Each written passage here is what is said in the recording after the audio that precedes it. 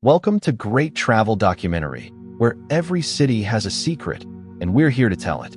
Alaska, the land of northern lights and endless white. Here, the sun sets slowly, but the cold hits you like a slap. Snow-covered peaks, pine forests that stretch forever, and roads so quiet it feels like time forgot this place. They call Alaska the last frontier, but to me, it's also a shelter for the forgotten. I asked the old man curled up at the bus stop, "At your age, why aren't you home?" He didn't look at me, just whispered, "Home. If I knew the way back, I wouldn't still be here." In the largest state in America, some people don't even have a corner to call their own. And that's where today's journey begins.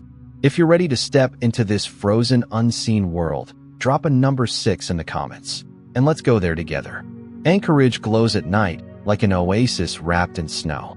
But just beyond the city lights, where the sidewalks vanish beneath layers of frost, a different Alaska reveals itself. Makeshift tents lean into the wind, broken-down cars double as shelter, and weary faces shiver beneath thin blankets, hoping to make it through another freezing night. According to the 2023 point-in-time count, over 2,000 people in Alaska are homeless on any given night. That's in a state with just over 700,000 residents. And experts believe the real number is even higher, hidden in forests, vehicles, or dilapidated cabins that barely count as housing. I walked past an encampment near downtown Anchorage, what used to be a quiet city park. Now, snow-crusted tarps line the ground, flapping like ghost sails. A hand-painted sign hangs from a lamp post. "We're cold, we're hungry, but we're still human." Fairbanks, Juneau. The story repeats. Bus stops become beds.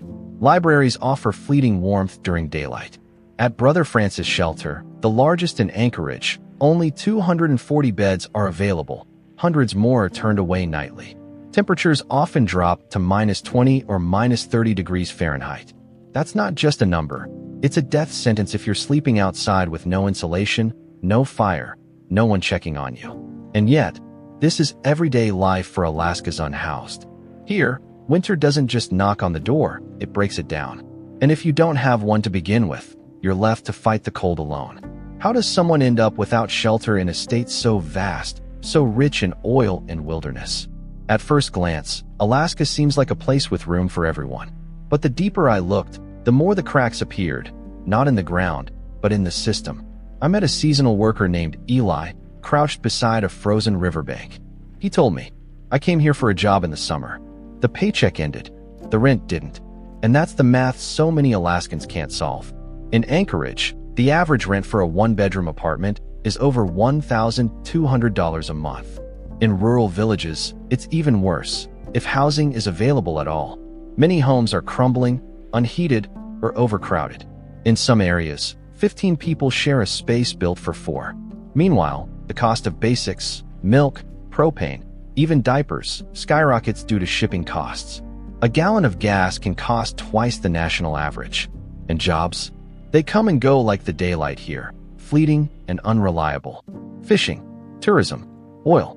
If the season's bad or the prices drop, families are left with nothing but the cold. Add in the long shadow of COVID-19, lost wages, closed shelters, spiking mental health needs, and the margin between survival and collapse disappears.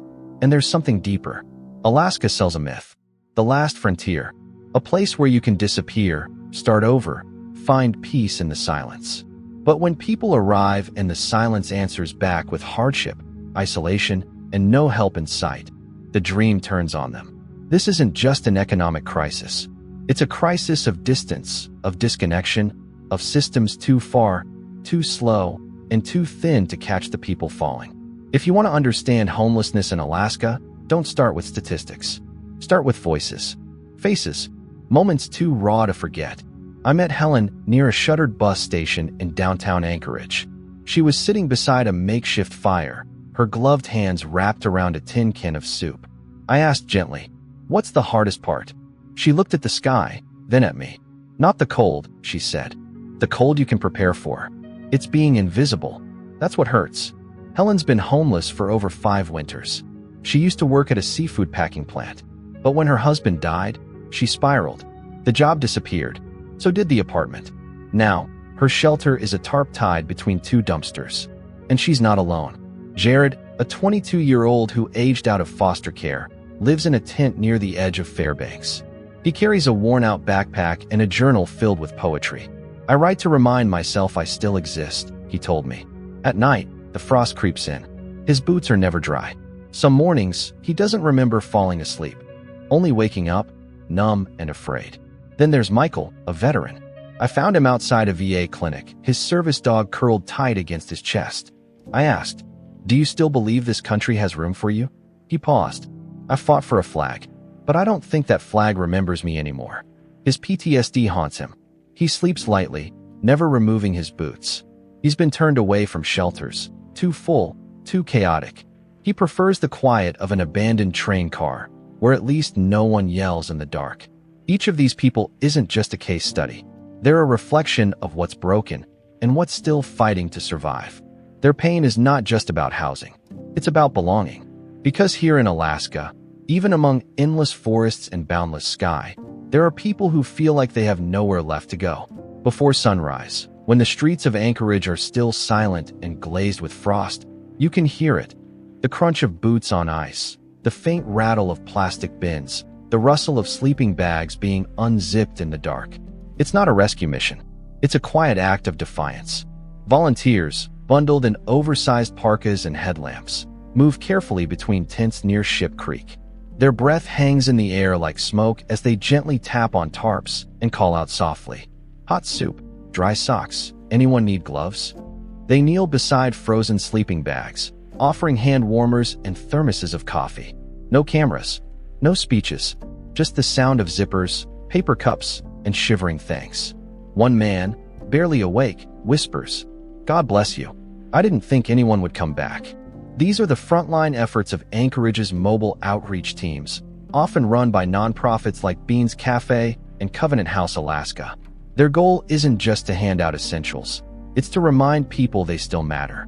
The state has embraced the housing-first model in limited areas, most notably through Carluke Manor, a facility offering permanent housing to those with chronic homelessness and substance use disorders. Here, residents don't need to prove they're ready. They're given a key first, then offered support. But space is scarce. At Brother Francis Shelter, the line forms hours before doors open. Footsteps echo through the alley as dozens wait for one of only 240 beds. Inside, volunteers lay out thin mats, distribute hygiene kits, and make small talk, sometimes the only human interaction someone has all day. In Juneau, churches take turns opening warming centers during deep freezes. The sound of folding cots being set up in fellowship halls mixes with the scent of instant coffee and donated stew. A local pastor tells me, "This isn't a solution. It's a pause. A few hours where nobody dies." There are also pilot projects. Tiny home villages outside Fairbanks, where colorful box-like shelters provide just enough space for a bed, a heater, and dignity. One volunteer called it a door that locks. Sometimes that's the difference between surviving and not. Still, all of this hangs by a thread. Budgets fluctuate with oil revenue. Outreach vans break down. Donations ebb with the seasons. And shelters often face impossible choices. Turn someone away or risk overcrowding that spirals into chaos. The support is real, but it's stretched thin. It's a patchwork, stitched together with compassion, running on borrowed time and borrowed coats. But in the darkest cold, even a flicker of care can feel like a bonfire. I stood outside the Brother Francis Shelter one evening, watching the line stretch down the block, faces tilted toward the glowing, full sign that blinked like an apology. A young woman, maybe 20, with frost crusting her sleeves, looked at me and asked, "So what now? Where are we supposed to go?" I didn't have an answer. And that's the problem. Alaska's shelter system was never designed for this scale. With only a few hundred emergency beds in Anchorage, and even fewer in cities like Fairbanks or Juneau, hundreds sleep outside each night, not by choice, but by default. At Sullivan Arena, which served as a mass shelter during the pandemic, the doors have closed. And with it, hundreds were pushed back into parks, under bridges, into abandoned stairwells. The government's response has become a battleground of conflicting priorities. Some local officials call for expanded warming centers, more housing first units, and investment in mental health support. But critics push back, citing budget deficits, public safety concerns, and neighborhood resistance. In 2023, a heated city council meeting debated converting a vacant building into transitional housing. A resident stood up and said, "I don't want needles on my sidewalk. I have kids." Another fired back, "And I don't want someone to die on my porch because there's nowhere else for them to go." It's a familiar dance. Compassion meets NIMBYism, and in the middle stands the person with nowhere to sleep. Even indigenous leaders, frustrated with bureaucratic hurdles, have called out the lack of culturally appropriate housing. Funding for tribal-led solutions often gets caught in red tape, delayed by politics rather than driven by urgency. And then there's the silent crisis. Rural Alaska, where there are no shelters at all. Villages face collapsing infrastructure, yet resources remain focused on urban centers. One tribal advocate told me, "We're not asking for luxury, just heat, a roof, and dignity." The system, as it stands, doesn't break all at once. It frays, quietly, a fish a second chance. In a small kitchen in downtown Anchorage, the smell of grilled salmon fills the air. John, a former fisherman, leans over the stove, flipping the fillet with care. He used to haul fish by the ton from icy Alaskan waters, until addiction pulled him under. Now, thanks to a Housing First program in Carluke Manor, he has a studio, a stove, and something he thought he'd lost, routine. "I used to cast nets," he told a caseworker. "Now I just cook one fish at a time. Feels like enough." John shares his meals with the man next door. They don't talk much, but every night, the scent of salmon drifts through the hallway like a quiet promise. Recovery is slow, but it's real. A lullaby, softly returned. In a community room lined with quilts and plastic chairs, Sarah hums a lullaby to her toddler. Her voice cracks, but the baby laughs, a sound too rare in places like this. Sarah is an Alaska Native mother who once slept in a car outside Wasilla, cradling her child beneath layers of donated blankets. A tribal grant helped her move into transitional housing. Now she's studying for her GED, hoping to teach. Her wall is covered in her child's crayon drawings, suns with smiling faces, trees without snow. She once whispered, "I sing to her, so she knows we're still here." Now her daughter sings back, a coat, still warm. Mike was found outside a grocery store in Fairbanks, asleep beside a cart filled with soda cans and dreams no one asked about. A shelter volunteer gave him a coat, bright red, stitched from donations, and a ride to a warming center.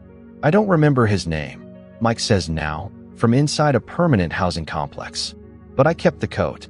He wears it still, says it reminds him that someone, once, saw him. Mike, a veteran, now mentors other unhoused vets. He tells them what he learned. When you're lost, the hardest part is believing you're still worth finding.